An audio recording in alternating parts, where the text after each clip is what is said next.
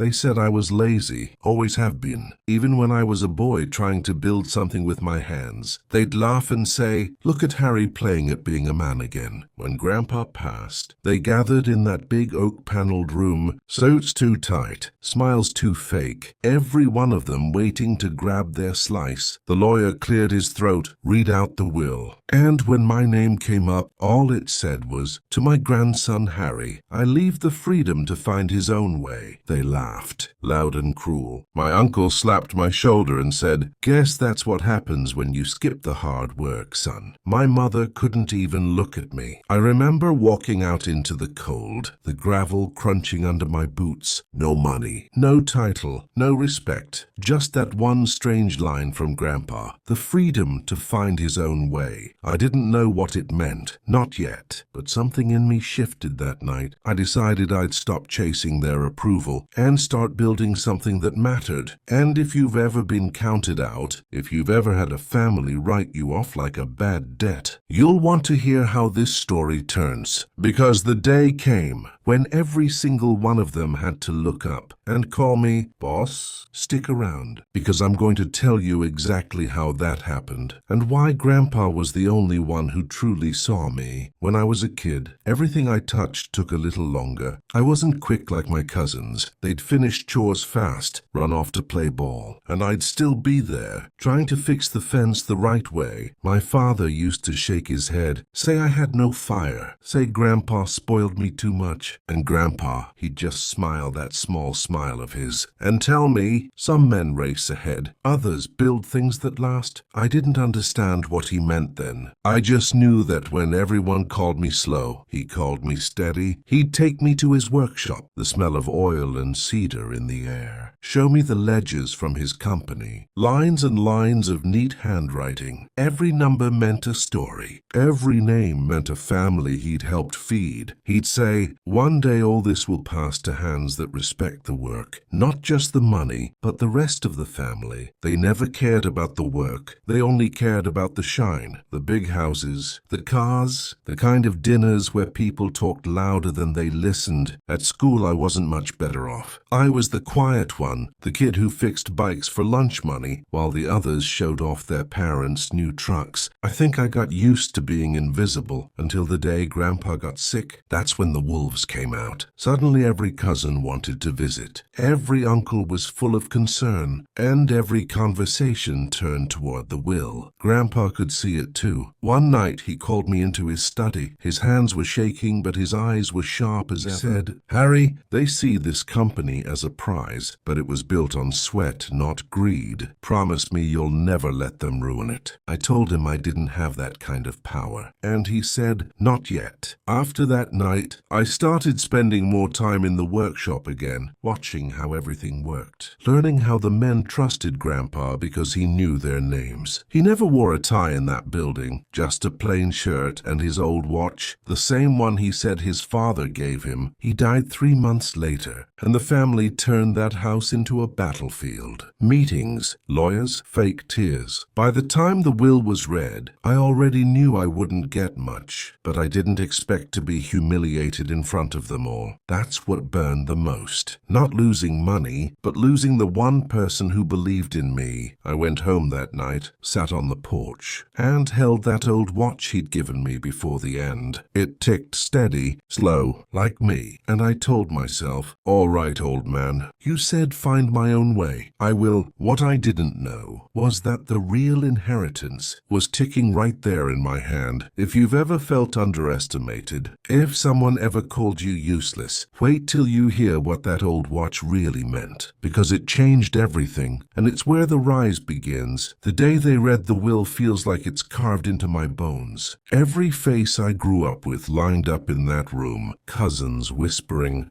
aunts pretending to cry, uncles eyeing the lawyer like he was Santa with a sack full of gold. I sat in the corner, hands in my lap, watching them grin, while the lawyer talked about the estate, the cars, the shares, the house by the lake. When he got to my name, he paused, read that single line, "To my grandson Harry, I leave the freedom to find his own way." Then silence, and a cough from the back, then laughter, the kind that sticks to your ribs and makes you small. My cousin Frank leaned in and said, "Guess Grandpa didn't trust you with real money, huh?" I didn't answer, didn't give him the pleasure. They toasted each other that night, celebrating their new titles and stock certificates. While I walked home alone, the snow was falling slow, the watch in my pocket ticking like it was keeping secrets. I didn't sleep that night, just sat there with Grandpa's old papers spread out on the table. Invoices, letters, blueprints of the factory. I saw names I recognized, and some I didn't. And there at the bottom of one envelope was a note written in his handwriting. "Harry, when they come for the crown, look for the hands that built it." It didn't make sense yet, but I kept digging. The next morning I went down to the factory, the same one I used to visit as a boy. The men there still remembered me. Old Joe at the gate shook my hand and said, "Your grandpa was the only boss who ever worked beside us. We'd follow that man anyway." I asked him who owned the place now. He said they hadn't heard anything official, but rumors were flying that the board was splitting the company between my uncles and cousins. And that's when I started to understand. Grandpa didn't leave me money. He left me a path. I went to the county records office, spent 2 days looking through dusty files. And there it was, a transfer of shares, signed months before he died, to a private trust. The trustee listed Harry James Whitmore. That's me. My heart almost stopped. I didn't know what it meant exactly, but I knew it was big. I took the papers home, called a friend from school who worked in law. She looked over everything and said, "Harry, this means you're holding majority control. They can't make a move without your consent." I just sat there, feeling that slow, steady tick of the watch again, realizing Grandpa hadn't left me out. He'd left me the heart of it all. I didn't tell anyone, not yet. I kept my head down, took a job as a janitor in that same factory, sweeping the floors while they strutted through like they owned it. They'd pass me in the halls, barely look at me, and I'd just smile, knowing one day soon they'd have to call me something different. Boss? And that's where the real story begins, because you're about to see what quiet revenge looks like, the kind that doesn't need shouting, just time, and the right moment to strike. Stick with me, because next I'll tell you how I went from sweeping the floors to holding the keys to a $200 million empire. I kept that janitor job for 6 months, long enough for them to stop seeing me at all. People don't look down when they think they're above you. They only see their reflection in the shiny floors you clean. And that was fine by me, because while they bragged about dividends and bonuses, I was learning everything, every schedule, every department, every name on the payroll. I saw how the company had changed since Grandpa left. Corners cut, workers laid off, morale gone. I remembered the way Grandpa used to walk the floor, shake hands, ask about people's kids. That place had been a family once. Now it was just a machine eating itself. I started keeping notes. Every broken promise, every shady deal, every lie they fed to the people who built the company. Old Joe saw me one morning and said, "Harry, you don't look like a man sweeping for pay. You look like a man taking notes for war." Maybe he was right. One Friday I stayed late. I went into the old records room, the one nobody bothered with anymore, and found the original charter papers. My hands shook as I turned the pages. At the bottom of one, Grandpa's signature beside a clause written in his own words. In the event of mismanagement or moral breach, the trust retains full right to assume direct control. I took that paper home and stared at it all night. Those words were his voice speaking straight from the grave. I called my lawyer friend again, told her what I found. She read it twice and said, "Harry, this clause gives you the power to remove them all. Legally clean. No fight you can't win." But she warned me, once you move, there's no turning back. I spent a week thinking about it, watching the people in that factory work themselves ragged, while my cousins showed up in luxury cars, making speeches about efficiency. That was the week they fired old Joe. 25 years in that place. They gave him nothing but a box and a handshake. He walked past me with his head down, and something in me snapped. The next morning, I walked into the lawyer's office with the papers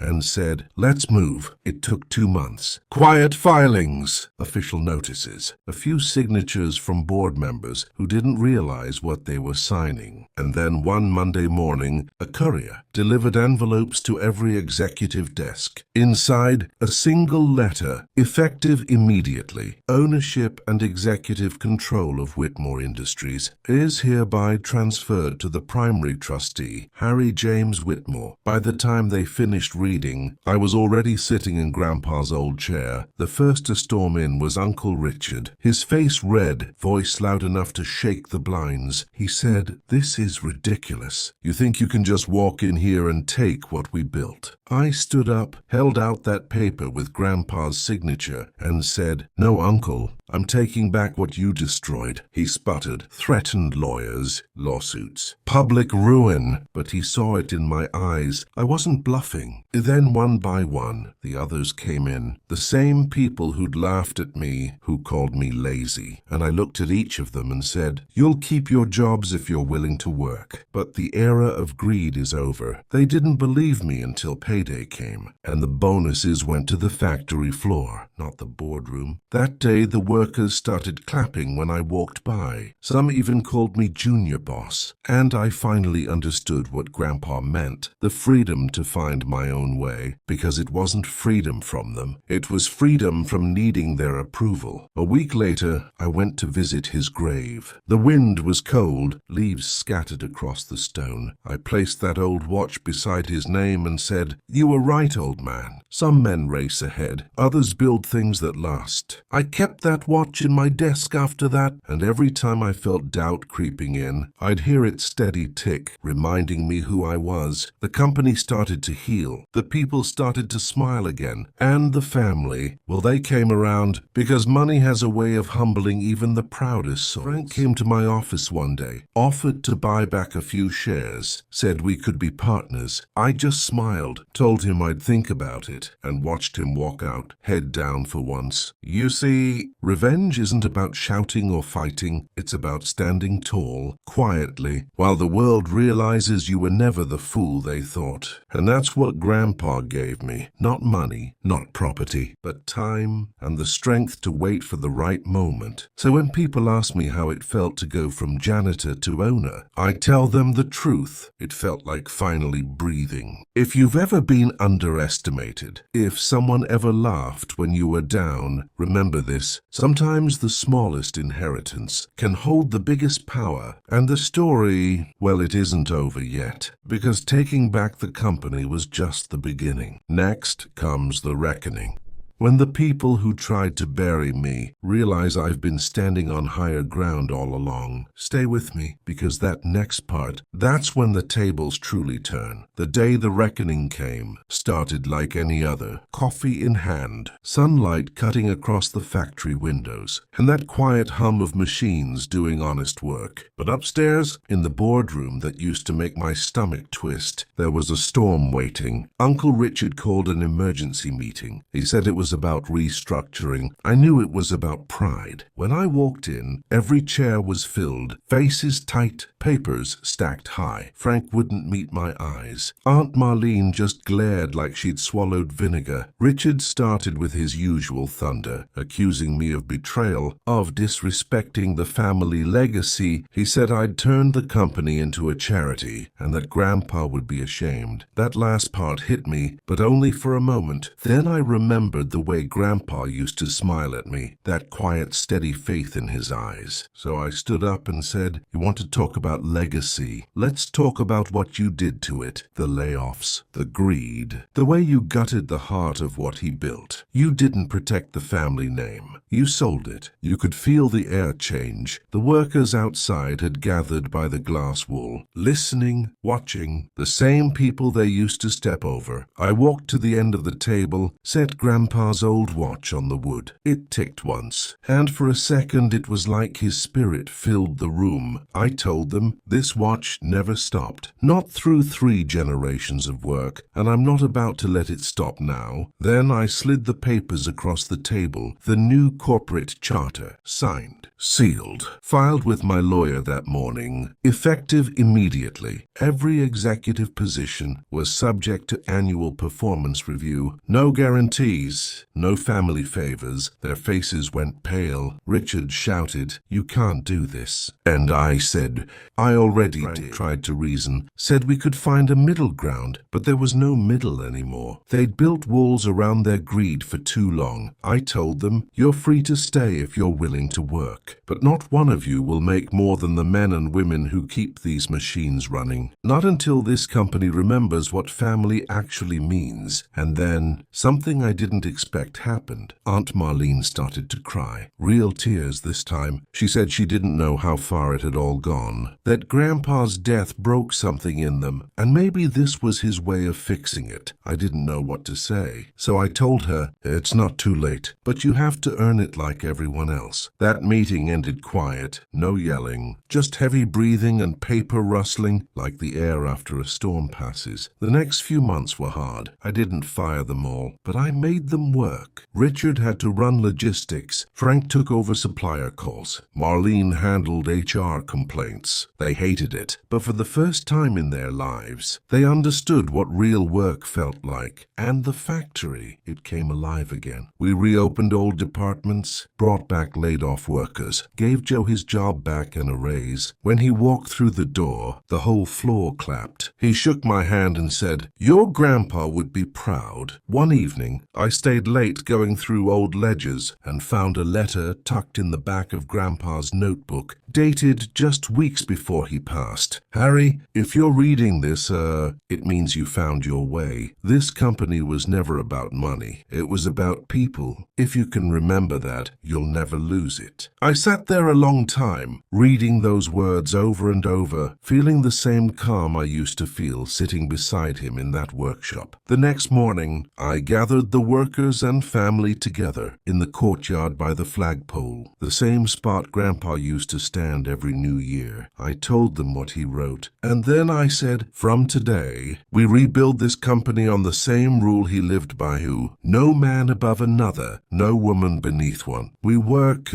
we build, we honor the name by the sweat in our hands, not the ink on our checks." The applause that followed wasn't loud or wild, it was steady, real, like the heartbeat of the place coming back to life. Afterward, Richard came up to me, his voice quieter than I'd ever heard it. He said, "I still don't understand how you pulled it off, but maybe you deserved it after all." I told him, "It wasn't about deserving, it was about remembering." That night I walked through the factory alone. Lights low, machines silent, and I swear I heard Grandpa's voice somewhere in the hum of it all, saying, "That's my boy. If you've ever been laughed at, if you've ever been told you weren't enough, I hope you hold on to this part. Because revenge isn't always about winning. Sometimes it's about restoring what was broken and walking out of the fire still yourself." I locked up, slipped that old watch back into my pocket, and whispered, "We're home, old man." But even then, I didn't know the story wasn't done, because one more test was waiting. A test that would show whether I'd really learned the lesson he left behind. Stay with me, because what happened next was the hardest choice I ever had to make, and the one that proved what kind of man I'd finally become. It happened a year after the reckoning, when the company was strong again, profits up, workers smiling, The name Whitmore finally meant something good. I was in my office late one evening, watching the sunset hit those factory windows just right, when Frank walked in holding a small box. His hands were shaking. He said, "Harry, we found this in Grandpa's old desk when we cleared the storage room." He set the box down and left without another word. Inside was a letter and a small brass key. The envelope had my name on it, just my name, and that same careful handwriting I'd seen 1,000 times. "Harry, if you've come this far, then you understand what this company was built on. But there's one more thing I need you to remember. Power isn't the goal, it's the test." That key fits the drawer under my old workbench. What's inside belongs to the people who stood by me, and the one who stood tall when it mattered. I didn't wait till morning. I drove straight to the old workshop, the one behind his house. The air still smelled of cedar and machine oil, dust everywhere,